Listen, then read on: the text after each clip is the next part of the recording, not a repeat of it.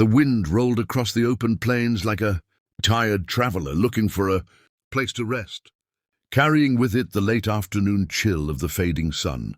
And far out where the fence lines ended and the grass turned gold, a lonely rancher named Cole Hardin rode slowly toward the small town of Willow Creek, his hat pulled low, his heart heavy with the kind of silence only a man who has lost too much can understand. And as his old chestnut horse trotted down the dusty road, Cole tried to ignore the ache inside, him that had lived there ever since he buried his wife and watched his ranch crumble piece by piece, because life had taken more from him than it ever gave. And at some point, he had simply stopped expecting anything good, stopped hoping, stopped believing life could change. And that was exactly why the sight in front of the bakery made him pull the reins abruptly, for there, sitting on the wooden step, were two children, barefoot, dusty, clothes worn thin, but their eyes carried a strange mixture of courage, hunger, and something that quieted the emptiness inside him.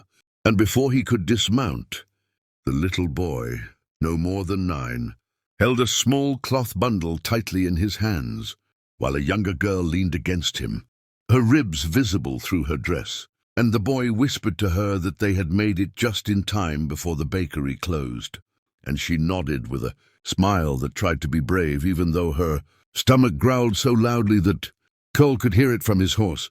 But the moment Cole stepped closer, something the girl said made the boy tense, for she pulled the boy's sleeve and murmured, "Will he take our coins?" And instantly the boy shielded the tiny cloth pouch against his chest, his face turning defensive with the kind of fear a child should never know, the fear of losing the only meal he might get that day. And when Cole crouched near them, surprised by their panic, the boy's voice cracked as he said, "Please don't take our food.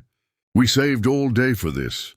And those words hit Cole harder than a stampeding bull, because they weren't just about food. They were about survival, dignity, and 2 children, trying to stand strong in a world that had given them nothing but scarcity. And Cole, who had seen more hunger than hope in his own life recently, felt something shift inside him, a spark he thought had died. And he gently asked them where their parents were. But the boy looked down and replied that their mother was sick in the abandoned barn outside town, and they had been doing chores for a kind old neighbor to earn a few coins. And today was the first day they had enough to buy bread. But every time they came into town, adults looked at them like trouble, like beggars, like burdens, and that fear made them guard their tiny pouch like gold. And Cole, listening to this, realized how deeply loneliness had blinded him, because here he was thinking he had the worst luck life could offer, while these children walked miles, barefoot just to afford a single loaf. And before he could reply, the bakery owner stepped out, a tough woman with a good heart, and she recognized Cole, greeted him, and then glanced at the children who hurriedly stood, clutching their pouch as though it were life itself. And Cole placed a hand on the boy's shoulder and told the baker kindly, "These 2 are with me." And instantly the children looked up in shock, unsure whether to trust him. But trust isn't always a choice. Sometimes it's a moment your heart decides for you. And the baker, softening, smiled and invited them inside, letting the warm smell of fresh bread wash over them like a blessing. And the children's eyes grew wide, their little bodies shaking not from cold, but from disbelief. And when the baker handed them a loaf bigger than the boy's forearm, the girl burst into tears, and the boy tried to stand, proud but failed as his lips trembled. And he slowly opened the cloth pouch and poured the coins onto the counter. 3 small pieces, barely enough for yesterday's bread, and he whispered, "It's all we have." But before the baker could speak, Cole gently pushed the coins back and said, "Save those. Today's meal is on me." And the boy immediately shook his head, stubborn and protective, saying he must pay because he promised his mother. But Cole, seeing himself in the boy's fierce loyalty, replied, "Sometimes strength isn't paying for everything yourself. Sometimes strength is letting someone help." And those words broke through the wall the boy had built, and he nodded slowly, allowing himself, for the first time in months, to accept kindness without shame. And when they stepped outside with the warm loaf wrapped carefully like a precious treasure, Cole offered them a ride on his horse so they wouldn't have to walk the long road back to the barn, and though they hesitated, the girl looked at her brother, and in that silent conversation siblings share, they agreed, climbing up with nervous excitement.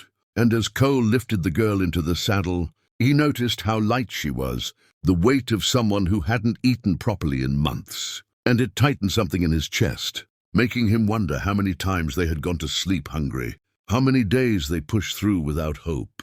And as they rode toward the barn, the plains glowing gold under the sinking sun, the boy began to talk, slowly at first, then with growing comfort, telling Cole about their mother who used to work as a seamstress until she got too sick, about the father who left years ago, about the old barn they were staying in because it was free, even though the roof leaked. And the girl chimed in softly, saying they would fix it someday when they earned enough money, because she believed that everything broken could still become whole if enough love was put into it. And Cole felt something warm in his chest, something he had forgotten, hope. And when they reached the barn, the mother struggled to sit up, her face pale, but her eyes filled with gratitude as she watched her children run to her with the bread they had guarded since morning. And when she noticed Cole dismounting, she tried to stand, embarrassed to be seen in such conditions. But Cole politely raised a hand and said, "Ma'am, don't trouble yourself. I'm just here to make sure these little warriors get home safe." And she thanked him with a cracked voice that said more than words ever could. And as the children hurried to tear pieces of bread to share, Cole glanced around the barn, the weak beams, the broken door, the cold dirt floor, and he felt a surge of determination he hadn't felt since the days he fought to build his own ranch from nothing.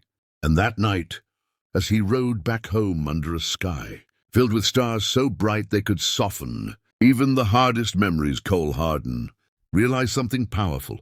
Loneliness isn't cured by hiding from the world.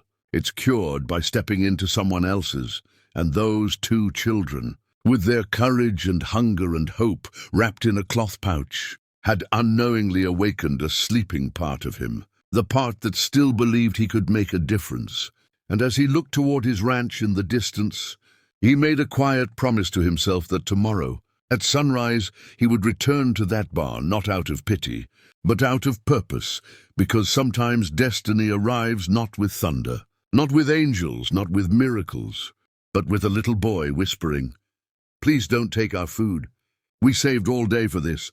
And in that whisper, a man finds the reason to rise again. And just like that, a new chapter of hope began to form in the heart of a lonely rancher who had no idea that helping that family would soon transform his entire life, his future, and his faith in humanity. And dear viewers, if this story has touched your heart, then hit that subscribe button, because more powerful, motivational cowboy stories are coming that will inspire your soul and remind you that kindness still changes lives.